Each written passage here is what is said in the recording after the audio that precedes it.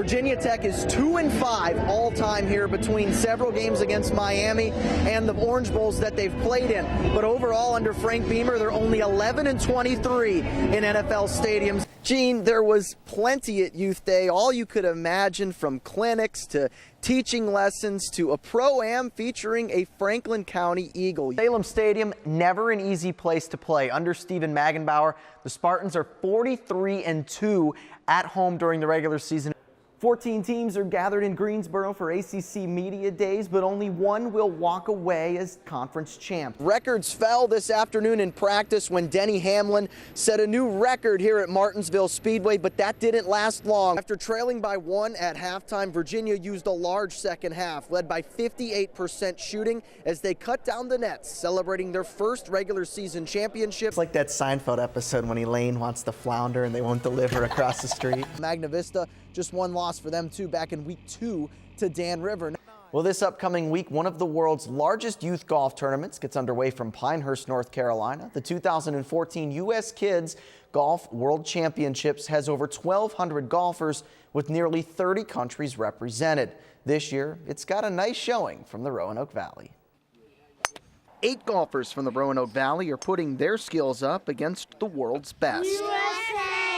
U.S. Kids Golf World Championships is the largest championship for kids ages 12 and under, a chance for kids to put their hard work to use. I've been practicing for a while and practicing pretty hard, so I just hope I get to play good and have some fun. Then hole-in-ones and birdies and eagles and pars. With 8 courses, amenities galore, there's a lot to look forward to at Pinehurst for the kids and their families.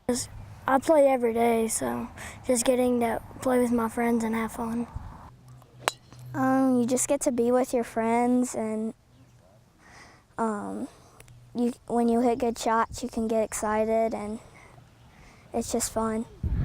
I just think the course itself will be fun to play, and just all the activities they have.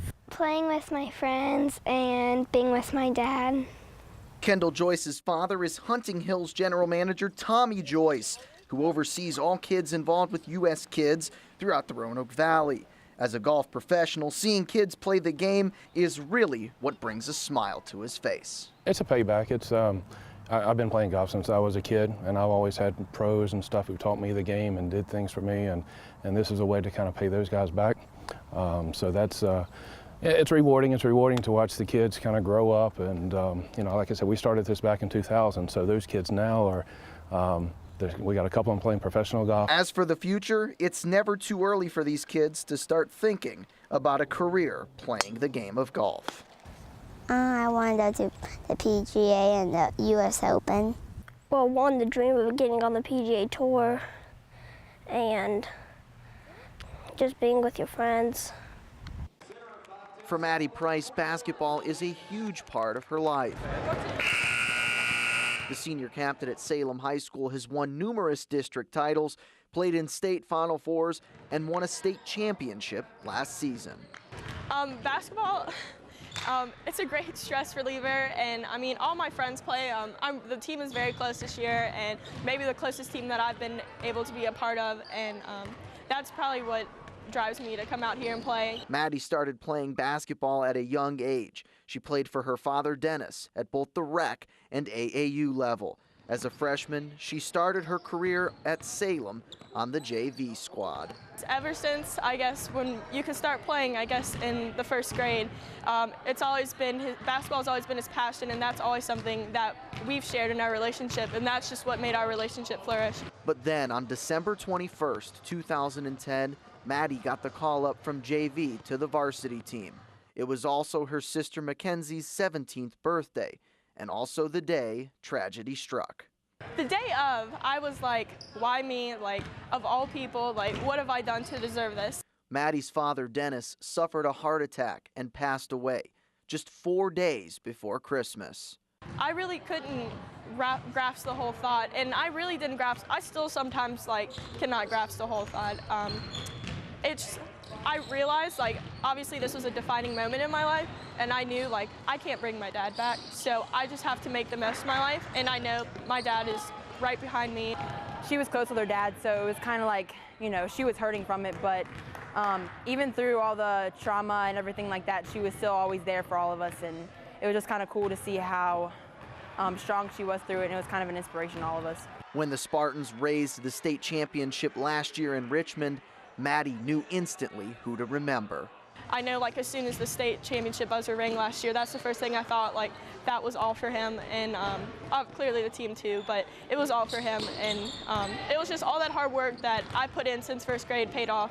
Throughout basketball and the rest of her life, her father's wisdom from being a basketball coach to being a dad serves as her daily motivation in all she does. I know also my dad would not want me to, like, I guess, give up on life, because he always pushed me for excellence, and so I'm just, by me working hard on the basketball court, school, or just anything that has to do with life, then I'm carrying on his legacy. In 2009, the Virginia Cavaliers made the College World Series for the first time in program history. Since then, they've made 3 trips. Most recently, this season, the Cavaliers heading to TD Ameritrade Park in Omaha, Nebraska, taking on Ole Miss in the opener. A pitcher's duel in the early portion of the ball game, but Joe McCarthy breaks that in the 5th, singles up the middle for a base hit. That'll bring Nate Irving around, and it's 1-0 Virginia. Meanwhile, Kirby on the mound, his stuff electric. He worked 7 innings, allowing just 1 earned run while striking out 4. Ole Miss, though, tied it up in the top of the 8th off a ground ball to short. Cameron Deshawn comes home, and it's tied at 1. But in the bottom of the 9th, Mike Pappy, the shot to right center, brings home the winning run as UVA opens College World Series play 2-1 winners over Ole Miss. Well, entering Sunday's final round of the U.S. Open, one name stood on top of the leaderboard, and by a large amount. Martin Kaymer shot 265s in the first and second rounds and held a commanding lead from Pinehurst #2 in North Carolina. Eric Compton on the 8th hole hits a nice shot that lands on the green. He would birdie it to get to -4. Compton, though, had 5 bogeys on the day. He finished 2 under on the day and 1 under overall, tying Ricky Fowler for second place, who on the 13th hole with the mid-range birdie putt to get to 2 under. He overcame a double bogey on the 4th hole to finish 1 under overall in a tie with Compton for second. Martin Kaymer, the lead all day. 14th hole, a long birdie putt goes. He gets to -10 as he finishes the day with the long putt for par to win the U.S. Open at 9 under par. His consecutive 65s to open the tournament set the U.S. Open record for low score over the opening 2 rounds. He becomes the first person to win the Players' Championship and the U.S. Open in the same season. This is the 29-year-old's second major title. He also won the 2010 PGA Championship. Last week, Dale Earnhardt Jr. took home his second victory of the year. Sunday, the 88 returned to a track he's had some success at, Michigan. But on the pole, it was Kevin Harvick, a 2-time winner this season. But another 2-time winner this year, Jimmy Johnson, had never won at Michigan. Harvick led the most laps with 63, but he didn't have as much power as Johnson. 7 cautions in this race, none late, which forced green flag pit stops. Out of those pit stops, Jimmy Johnson gets to the front of the pack and holds on for his 3rd win in the last 4 weeks.